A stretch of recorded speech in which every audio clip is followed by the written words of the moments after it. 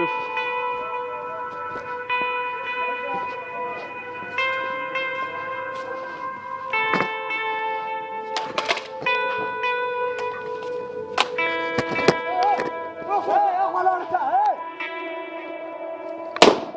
Hey, watch your shot.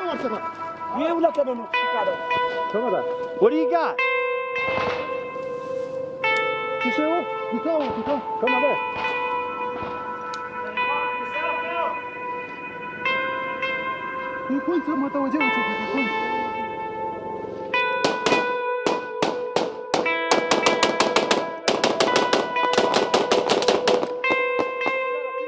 Let me cross that.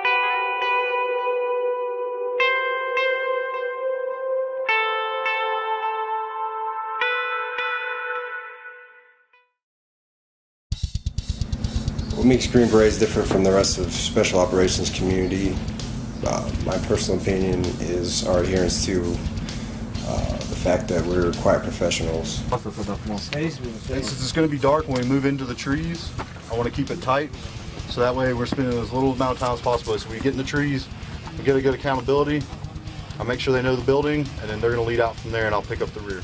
The thing that makes the Green Berets different from everybody else in special operations that we're very adaptive.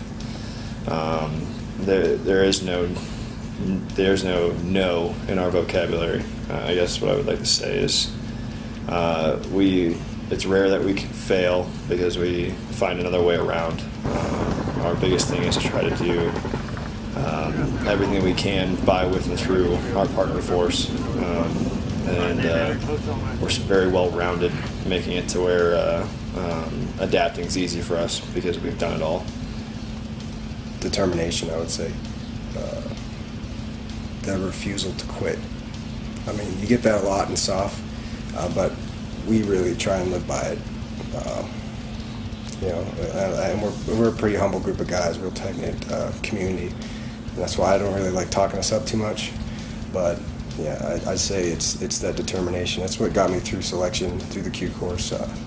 Like my dad told me before I was selected, he's like, whatever happens, just don't quit. So, and that's the one thing that got me through. I'm not the big, bulky Navy SEAL dude, or I'm not the biggest guy that can lift the most weight, but I got the same qualities that you'll find in everybody on my ODA. So. Something people don't know about the Green Berets, well, there's quite a bit. One, we get umbrellaed under just the term Special Forces as a whole throughout the community, which Green Berets is a very specific piece within the Special Operations community. We wear a Special Forces tab, but that term is generally used for all elements within U.S. SOCOM.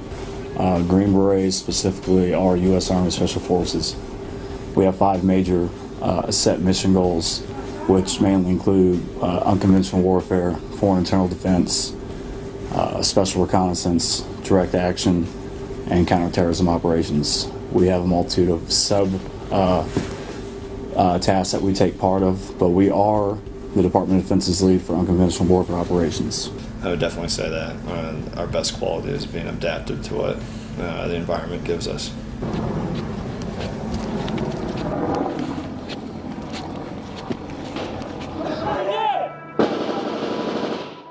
He's hit. Hey, I got him. You get cover for Jake. Comcam, cover that door.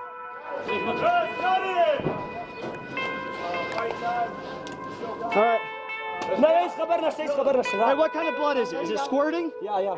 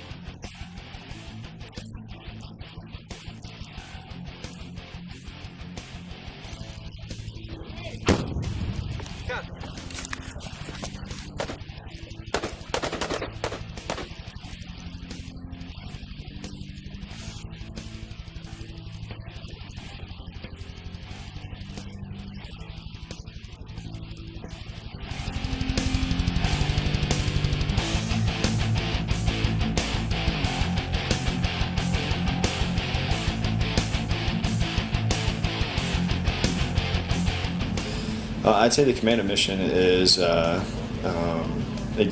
it's an ability to affect an area that is hard to reach.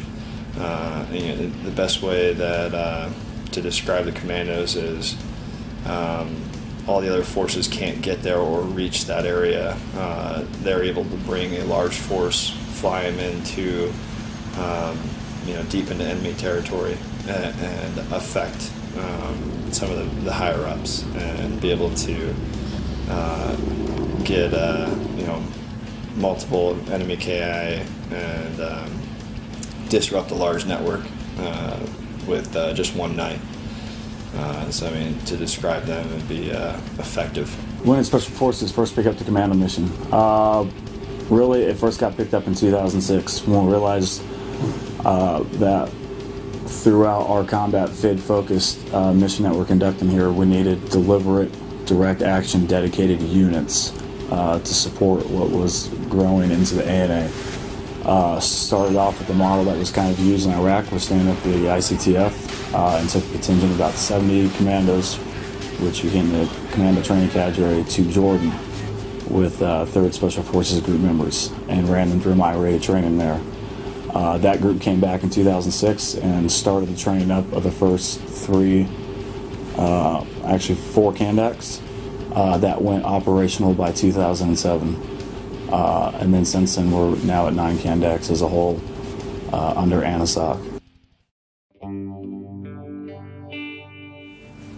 I hope that the commandos and the ANA, out of the training that we give them, kind of get that warrior mentality that we try to push on the enemy. We try and push that aggressive level, man. Just that hopefully they see how we act as soldiers or as a team guy, and it kind of motivates them to be aggressive when they need to be, because they're going into harm's way just as much as any other, if not more, than any other ANASF unit. So they're essentially the unit that the government's going to call when a district center is overrun or there's a bad situation developing in a not so good part of the country. So they need to be prepared for that type of thing, and we hope that during our training we do prepare them for that, because we're fighting right alongside them. And if we can't depend on the guys that we're fighting with to act like we act, or at least the modicum of how we act, then the training is not really valuable. So out of the training aspect of it, we try and make it realistic, because these guys are about to go into harm's way right after that training. The points of focus that I drive into training when training the commandos and the NASF, at the tactical level, the members of my detachment work that level down, I'd say company level down, and they work hard on the tactical side of the house, the basics, being masters of basics like everyone should be who wants to be a high-level operator. Land navigation, day and night, weapon emplacement, marksmanship, close quarters combat. Try to focus centric on the mission that they have at hand, and generally it's half operations to conduct a deliberate clear with the possibility of IEDs and knowing that we're going to be hit from strong point positions once set up. So defensive perimeters, accountability of personnel, IED detection and mitigation, entering and clearing a room, proper SSE. These are things that we will hit on heavy at the tactical level.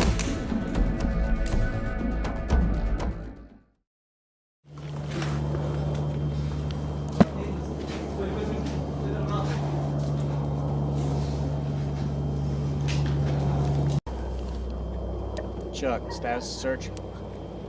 Mission set that we have currently, trying to train them into operating by themselves, is I'd like them to have more capabilities. We had situations where they are very dependent on our airlifts, and they're very dependent on doing certain things certain ways. I'd like them to go back to the basics and understand how to shoot, move, and communicate, and not lock themselves down in one area and hope that the Air Force drops bombs on people. I'd like them to be able to understand how to maneuver again and get after the enemy, as well as branching out and utilizing their armored package and driving places, trying to get inventive with their mission sets so that they learn that adaptiveness that we're trying to convey upon them, that hey, just because you don't have something doesn't mean you can't make it work.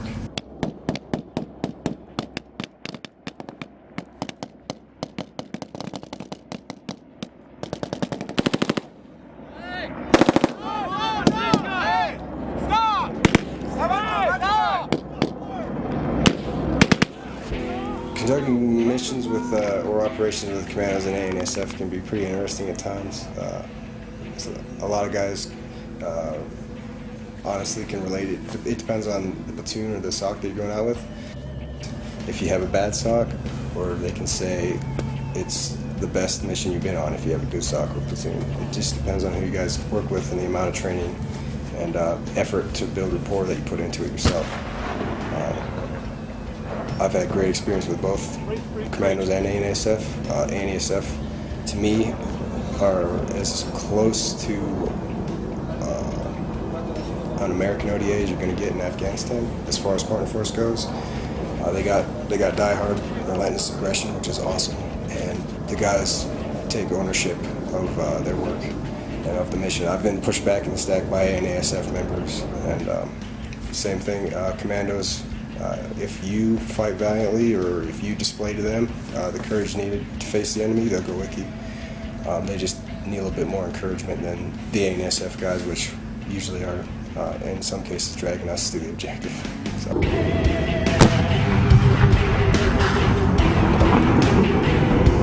Oh, okay. Second RPG. Hey, Vic. Yep. Here, come here.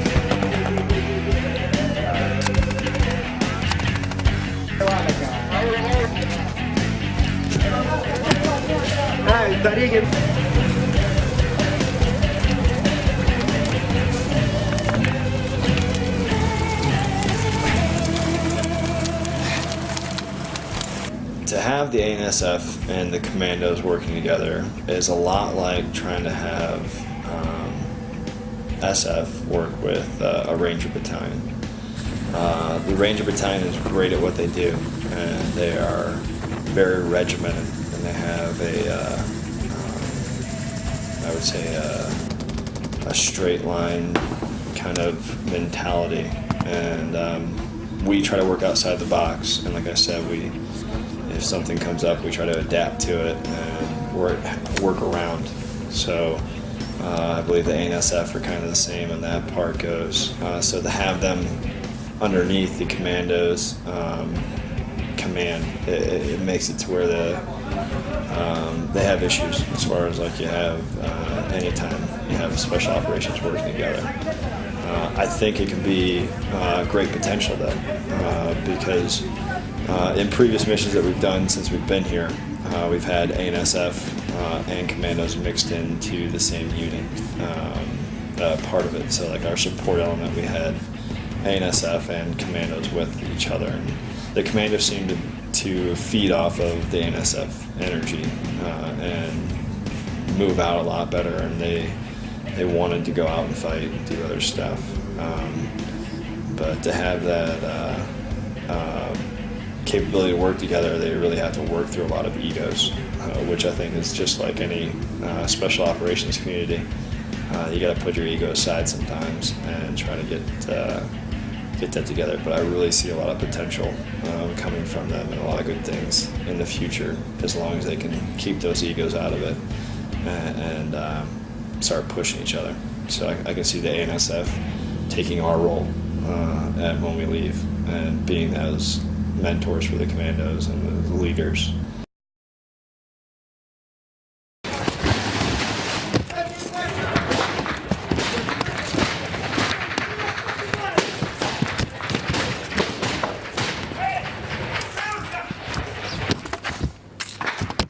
Bobcat, cover that door! Got it.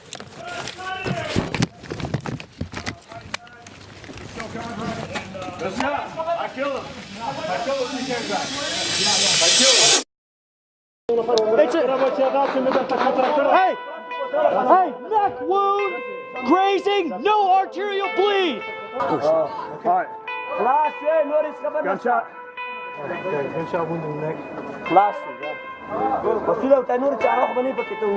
What's up? My only concern with this dude, is like he doesn't want to turn his head. Okay. So if we got to egress out of here, he's shitting. But I mean, we got to fucking man up to get out of here.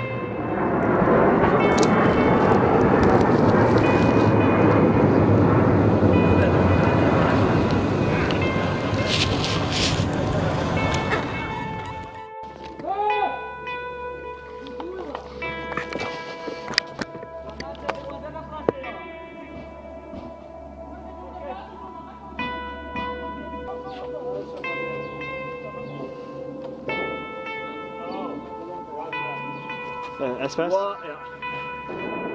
Alright.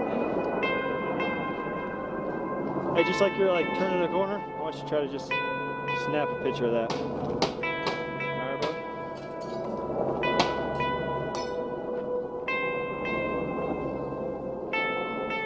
bro? Need light? Alright, man. Same thing, man. I try to get a money shot on it.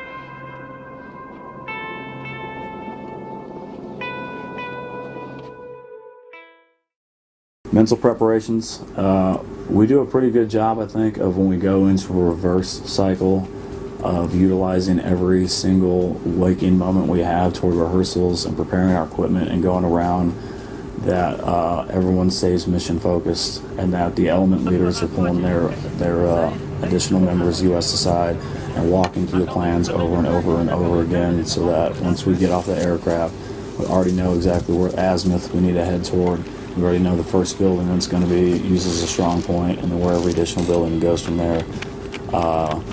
We are already mentally preparing for, once contact's taken, how we're going to move to support that contact, how we're going to get to a casualty, how we're going to get that casualty back, where our closest HLZs are by phase. These are mental rehearsals that are going down constantly through the guys' heads, especially mine. Kind of being the team sergeant of it all when it comes to a mass cows situation or something like that. That's my main focus. So I'm always in the back of my head thinking, by phase, by element, if crisis happens here, how am I getting there? Who am I taking with me? What's my fastest route? Where's my closest HLZ? And if I get hit on the way there, who am I calling to reinforce me? How are they going to get to me? And then how are we still going to push forward to that crisis site and get that casualty out? It's happened more than a couple of times so far since we've been here. We have successfully every time made it to the wounded or the dead partner force soldier, and we have successfully medevaced them out every time. Knock on wood. We still have a couple ops left, but that has worked out across the board. Mentally, I think everybody does something a little different. Some guys will, right before we get on the helicopter, you'll see the guys kind of pull off to the corner, and you can see them going through a mental checklist in their head, making sure that they know what they got. Recount the number of commandos, recount the number of charges, recount the number of special equipment that's with them. We're going over GRGs under the red lamp while we're out there at HLZ posture, just redundantly going through that in their head, just preparing for what we know. Because that is the one note with this mission.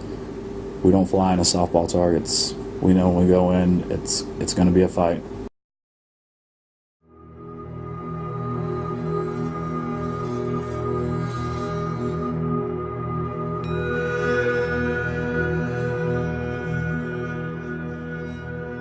There's a lot of obstacles at this phase in the war right now. A lot of the American people, and I'll give you a couple different aspects of this thing, through the eyes of the American people. When I deployed to Afghanistan, I was told by a family member, there's still fighting going on there. So, in the eyes of the American public, I'd say they're war weary, and a lot of them don't know what's going on over here, don't have a good picture of what's going on over here. So some of the challenges are, feeling like you have the support back home. We definitely have the support of the people that know us personally, but it's the public opinion that I value, and it's difficult because I don't feel like there's a proper picture of what's going on over here. At this stage in the war, like I had mentioned before, we have we're in a situation where we're leaving soon. And the next teams that come in are going to be strictly advisory roles. So we are trying to balance the independent operations of the commandos and ANSF, and doing our partner operations as well. But the partner operations are starting to become a little more hybrid, where it's we provide them with a mission sooner. They have a lot more say in it. They have a better understanding, and they help plan it.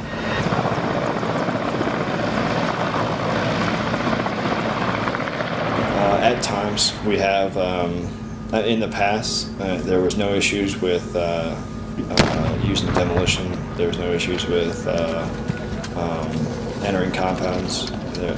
Once you got into an area, you could figure out which was the best compound to strong point in and set up shop. And then as far as air-to-ground ordnance, it's become a big issue. We don't want any civilian casualties, because that's not what we're here for. But the Taliban have such a good campaign against us and propaganda against us that anytime that we use air-to-ground, even if there wasn't any civilian casualties, they will spin it to that there was. And then basically whoever gets the word out first is the one that everybody's going to believe. How does the constant changing ROE constantly affect our operations? That can be a two-sided question. I would start off by saying I understand where some of the ROE considerations come in at this phase of the war. We are trying to minimize unneeded civilian casualties. It puts in a large restraint in the way of supporting us when we get hit from an overwhelming force who is smart enough to barricade himself in with civilians. They also know this ROE, and it endangers us. Now, when it comes down to it, if we're pinned down, unable to maneuver, etc., will they drop in support? Not if they see those civilians, I don't think. So that puts us in inherent problems. So that's the biggest way the ROE affects us, is mostly in the way of CAS, as I see it. And the enemy has capitalized on that. The enemy knows not to move in the open with weapons. Now they move to cache points. They know where the helicopter and that ISR platforms cannot see them down the green zones, and they utilize that. And then they get into the buildings and they utilize the innocent bystanders essentially as human shields from air-to-ground fires. So what does that do to us? That causes us to either directly try to engage them while they're already fortified, causing more casualties, or it causes us to have to pull back and try to draw them out, essentially, which rarely works. Past that, the ROE, it's kind of always remained the same as far as right to self-defense. I had no issues with that. And that's a good thing, in my opinion. The force ratios that go back and forth, I know that doesn't really fall under ROE, but it kind of does. That always kind of affects things because it puts a higher risk to the forces on the ground. In my opinion, it's either I take my full package with me that's capable of sustaining and fighting by itself if need be, or I take no package. It shouldn't be a slimmed down package because you never really know what's going to happen to the heart of the partner force in a real bad way, and what's going to happen if there's an overwhelming force that masses on them and starts massing on our overwatch position. If I'm sitting there with a slimline manned force because they don't want us to have too many U.S. personnel on the ground, then I'm setting myself up for failure on that one. Hey, Masood. Hey, be in the middle with us so we can direct both elements.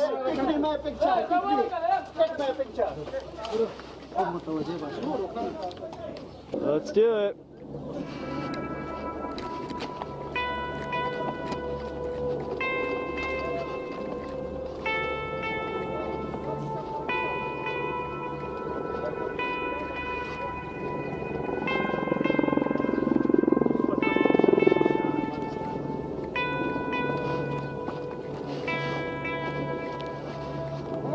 Hey, you want them in that building, right?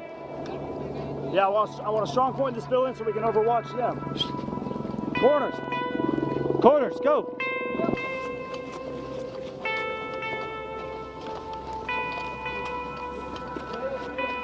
Yeah, keep me updated if our South's about to light us up.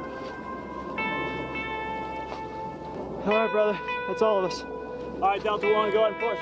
We're right there, Woodlawn. I got a truck going straight up.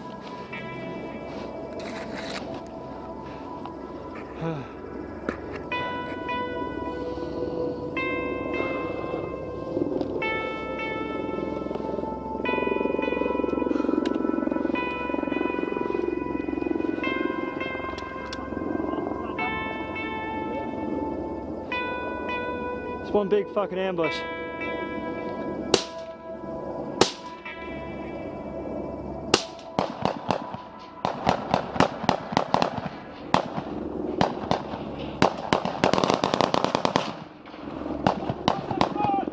Hey, let's go, push. Warm up. Get out of the open.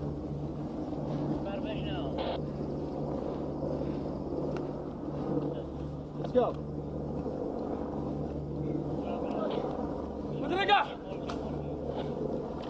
No, no, no. Hey, hey, save your energy. Let's go. There. You're good.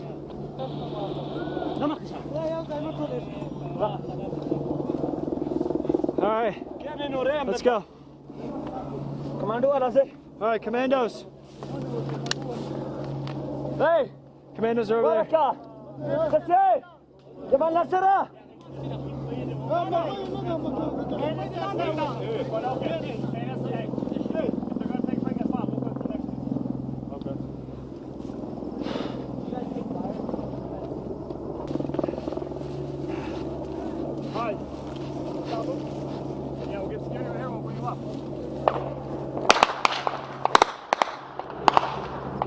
Son of a bitch.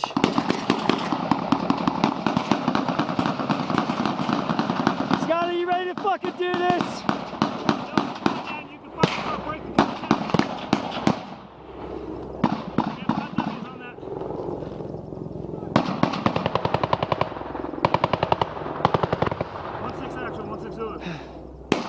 Are you on command? Yeah. Dan, this is Jim. Roger, is that your element engaging? Can you see the enemy that's shooting at us?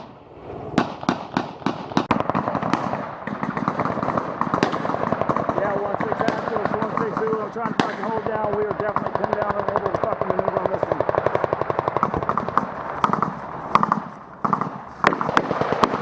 We're in the fucking middle of the open. Commando! Hey! Commando! Commando! Yeah, Dan, push up to the river, man. I got some guys moving towards your direction right now. I'm covering their egress. Hey, hold! Hold! Hold! SF go first, we go last. Hey! Yeah, and then they're going to hold for us and we'll go. Found it, found it. Oh, boarding. Yeah. Hey, boarding. Boarding, B.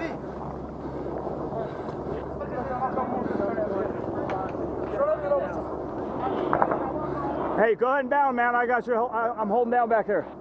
Go, go, go. I got 1, 2. Shoot. 5. Commando! Over here, commando. 1, 2, 3, 4, 5. Stand by, Axel. We're gonna break contact right now. We're gonna fucking break contact right through fucking Rick's position. Hey, I got 7 commandos moving. I'm gonna move with them, Scotty. All right. Shit. Are we good? Head count go with you guys. You got everybody? 1, 2, 3, 4. Hey. Go. Which direction they shooting? Hey. Where'd you guys take contact from? Basically from our 6 o'clock. Yeah. Hey, let's go. Let's get the fuck away from this open area. Come on. You're just fucking targets right here. Come on. Zej. Yo, zapomnij tam kilka. Daj pana.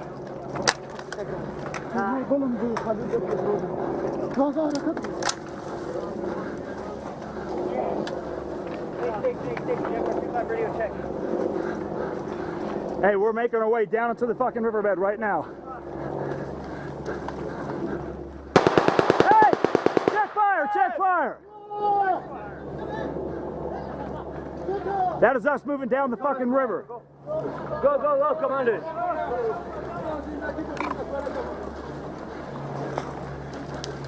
تعال خذ تعالي بروجرام. والله جانا. تعجل الخبرة.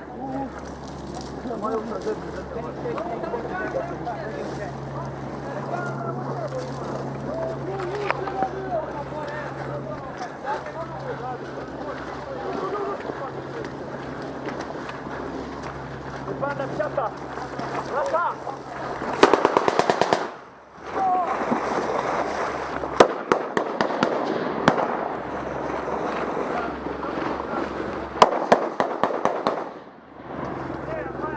Who are they shooting at? Hey, we're close enough we can push back. Yeah. Here, let's get it. Hey, let's go. Let's start pushing back. Go.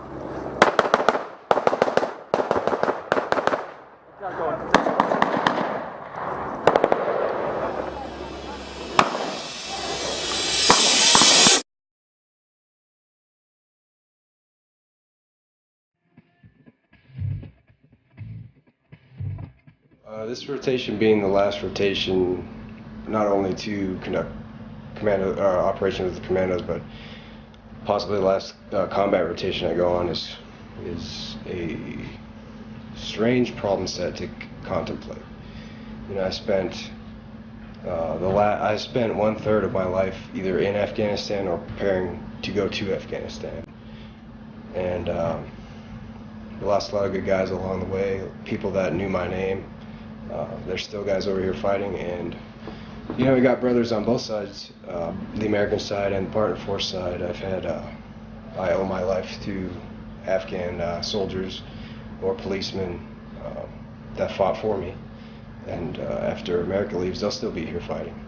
So it's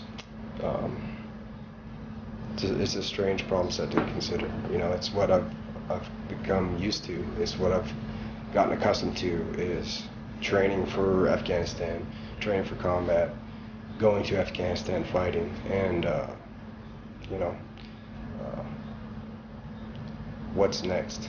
It's a hard one to swallow. I think guys that have lost brothers and you know, been injured and stood by, you know, our partner force for years. It's very difficult to let that go.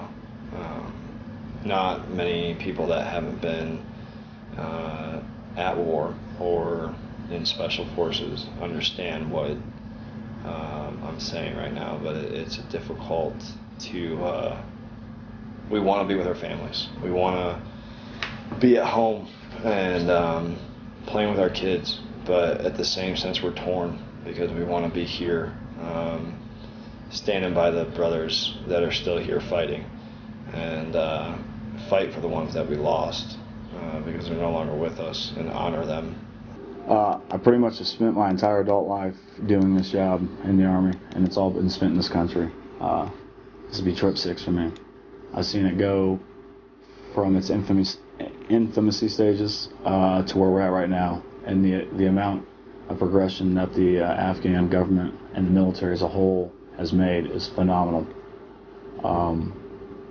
And spending that much time over here and dedicating as much of my life as I have to it, and as many friends as I have lost in this fight, it'll really bother me if we don't allow this to finish correctly, if we allow this to return back to the way it was before we got here within a short amount of time, because we pulled out a little prematurely. Really, the big question is, like, how do we adapt?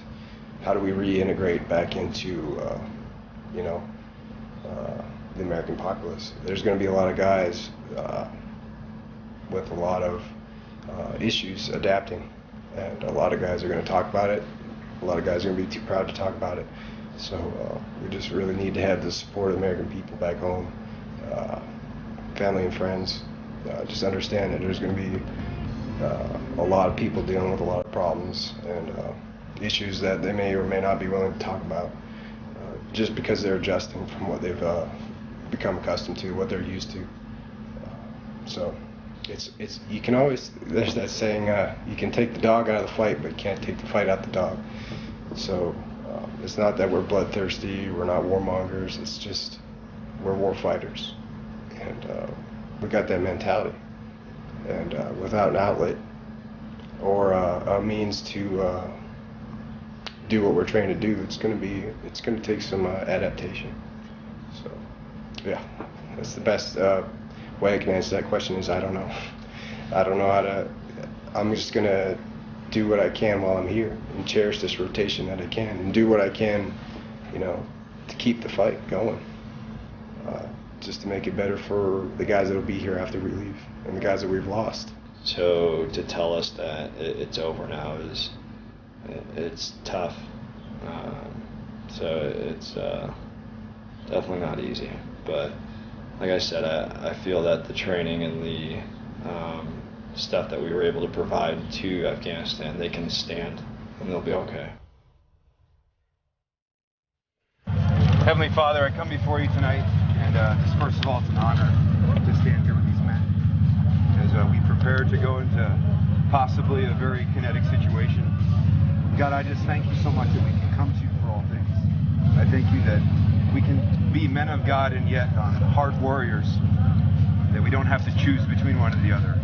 I pray, Father, tonight that you'll instill us with just supernatural insight, that you'll help our eyes to see, our ears to hear, our mind to think and to conceive things that normally we wouldn't be able to do. God, may we glorify you in all that's done. I pray that should tonight be one of our last, God, that you will allow us to go out with honor. God, should we be put in the position to take another human's life tonight, Father, I pray that you help us to do it with honor and according to a code. Thank you so much for this opportunity. Protect us. We love you.